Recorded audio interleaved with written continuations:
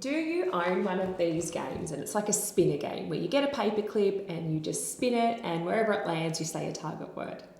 I'm Rebecca Ryan-King, I'm a speech pathologist, and I want to show you a little tweak that you might use to get a lot more practice in, and I guess it's like increasing the competition to increase the motivation when you're working with students.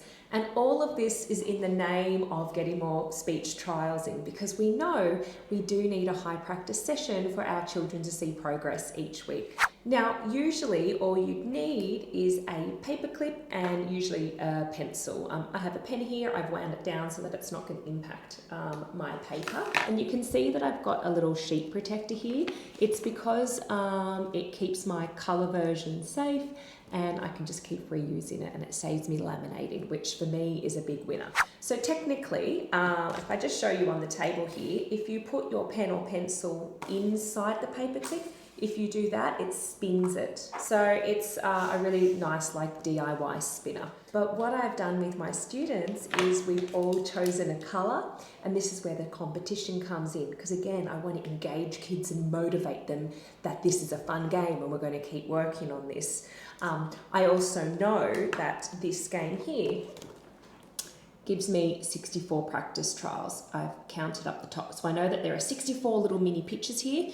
So if we play this game, I know that the child is going to get a lot of practice in, and it just gives me a big boost when I'm trying to get a high practice session, like aiming for 100 practice trials. So this is what we do. Everyone has a colour, and the competitive component that we add is that wherever you spin and land, I'm going to spin here, wherever you spin and land, you choose a word in that segment. I might choose slow, and if my colour is purple, I'm going to colour in that little picture to be like, yep, that is mine.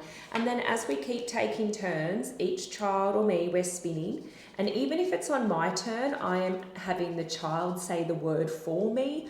I might model it first, but my aim really is for the child to get a high practice session in.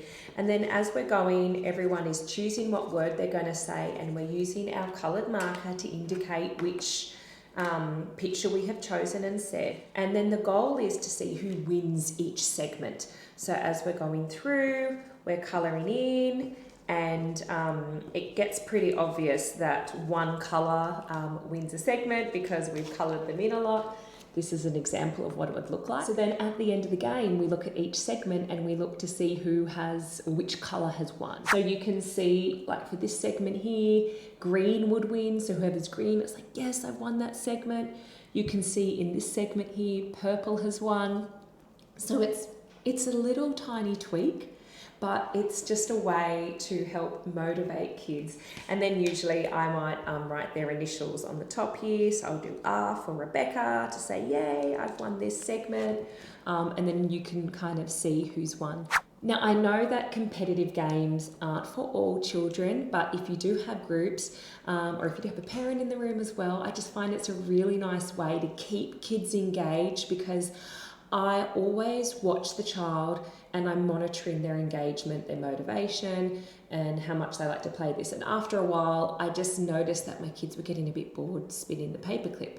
So by adding this competitive element, who's going to win each segment, colour it in, it just helped the kids stay in this game longer so that I could try to achieve those 64 practice trials up there. So have fun with this. We'll have a link in our profile for some sheet protectors like this if you like them.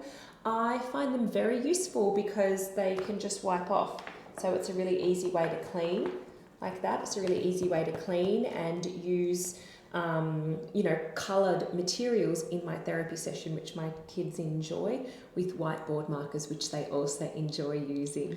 Let us know if you want us to show you how we play other games. All of these are featured at the moment in our complexity approach packets, and I'm happy to show you those little tweaks and things that you can do with our board games to try to ensure a high practice session. If you enjoyed this video, give us a thumbs up and consider subscribing so that you can get weekly tips and speech therapy ideas sent to your inbox.